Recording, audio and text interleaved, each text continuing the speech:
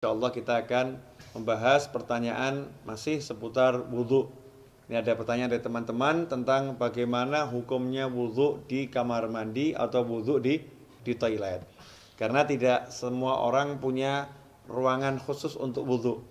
Dan memang anehnya kita ini ya. Kita ini kalau bangun rumah ada ruangan untuk mandi, ada ruangan untuk masak, ada ruangan untuk tidur, ada ruangan untuk ngopi.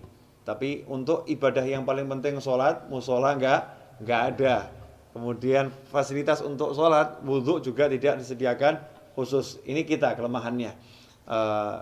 Menyikapi hal itu, maka timbul pertanyaan, kalau wudhunya tidak di ruangan khusus, ya tidak di ruangan khusus untuk wudhu atau enggak punya padasan. Kalau orang Jawa dulu punya padasan ya, gentong yang ada lubangnya di bawah, taruh di halaman untuk minum atau untuk wudhu. Kalau nggak punya seperti itu, adanya kamar mandi, adanya toilet, atau ketika di mall atau di pasar, wudhunya tidak di tempat khusus wudhu, tidak di luar ruangan, tapi di dalam toilet, di dalam kamar mandi, atau di dalam WC kalau bahasa umumnya ya. Kira-kira seperti apa? Sah tidak wudhunya? Kalau ditanya wudhunya sah atau tidak, maka wudhunya sah kalau memang syarat-syarat sahnya wudhu dipenuhi, kemudian hal-hal yang membatalkan wudhu tidak dilakukan, wudhunya sah-sah saja. Tetapi timbul masalah, orang wudhu itu ada sunnah-sunnah dan ada adab. Di antara sunnah-sunnahnya adalah membaca Bismillahirrahmanirrahim di awal wudhu seperti yang sudah dijelaskan. Kemudian nanti ada doa setelah wudhu.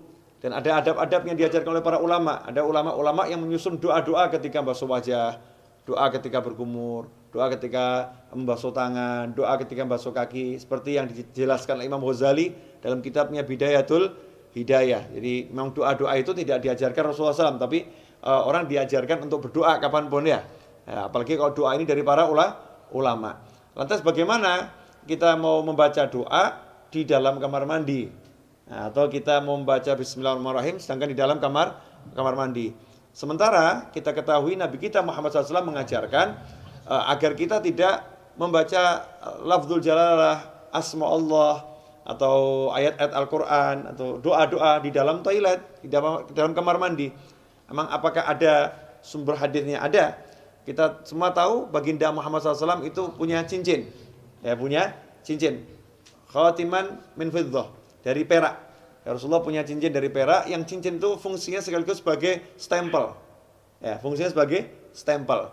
Dulu Rasulullah SAW tidak punya cincin, tidak punya stempel. Tapi ketika sahabat mengatakan, nih raja-raja yang pembesar-besar non-muslim itu kalau dapat surat, tidak ada stempelnya tidak mau terima. Ya, mereka tidak akan menerima surat kalau nggak ada stempelnya. Rasul pun mengikuti, kalau begitu buatkan saya stempel. Ya, buatkan saya stempel. Maka dibuatkan stempel, bunyinya Muhammadun Rasulullah. Ya, Muhammadun Rasulullah. Jadi Allahnya paling atas, berupa cincin dari perak. Ketika Rasulullah wafat SAW, setelah wafatnya Rasulullah, cincin itu dipakai oleh Sayyidina Abu Bakar As-Siddiq radhiyallahu anhu. Setelah wafatnya Sayyidina Abu Bakar dipakai oleh Sayyidina Umar ibn Khattab. Kemudian dipakai oleh Sayyidina Utsman bin Affan radhiyallahu anhu. Nah, ketika dipakai Sayyidina Utsman, cincin itu jatuh ke Bir Aris, ya, sumur Aris. Ya, kemudian tidak ditemukan lagi.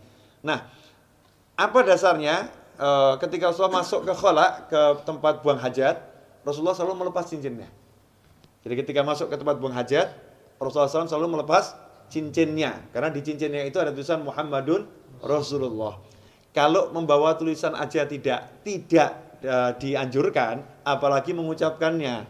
Ya, membawanya aja tidak dianjurkan, apalagi mengucapkannya. Berdasarkan hadis tersebut, yang diriwayatkan oleh Imam Al-Hakim, ya, dalam kitabnya Al-Mustadrak Al-Sahihain.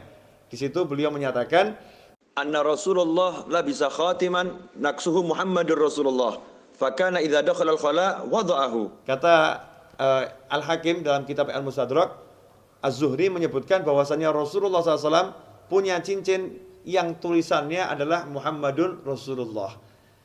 Idza dakhala al-khala wada'ahu. Kalau masuk ke khala, ke toilet, Rasulullah SAW selalu melepaskan cincinnya tersebut. Hadits ini sahih menurut syarat Imam Bukhari dan Muslim, tapi tidak dicantumkan dalam kitab hadis Bukhari maupun Muslim. Maka ditulis oleh Al-Hakim dalam kitabnya Al-Mustadrak yang disusulkan, ya hadis-hadis yang diusulkan. Sebetulnya menurut Bukhari dan Muslim sahih, tetapi belum atau tidak dicantumkan dalam kitab Bukhari maupun kitab Muslim.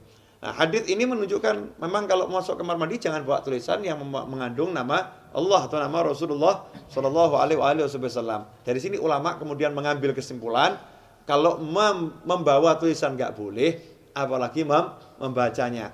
Bukan haram ya, tidak boleh dalam arti tidak beradab atau kurang sopan.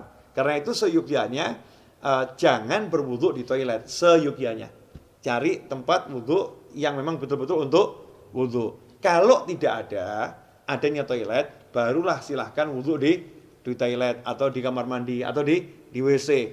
Tapi kalau wudu di kamar mandi, toilet atau WC, jaga adabnya. Apa adabnya itu? Ya satu, jangan membaca asma Allah. Cukup dibaca di dalam hati. Lantas bagaimana dengan doa setelah wudu? Ya doanya dibaca di luar kamar mandi. Jadi selesai wudu langsung keluar baca doa setelah wudu. Atau bismillahnya dibaca di luar dulu. Bismillahirrahmanirrahim, masuk langsung wudu juga. Nah, dengan begitu maka sunnahnya tidak hilang, tetap bisa melaksanakan sunnah-sunnah yang dianjarkan oleh Nabi Muhammad Sallallahu Alaihi Wasallam. Insyaallah sedikit ini barokah dan jangan kemudian jadi jalan justru. Oh berarti wudu di toilet gak apa-apa. Oke deh, kita wudunya di toilet aja ya. Jangan seperti itu. Usahakan wudu di luar toilet agar bisa melaksanakan banyak sunnah. Kalau memang terpaksa baru berwudu di toilet. Wal afu minkum. Wassalamualaikum warahmatullahi wabarakatuh.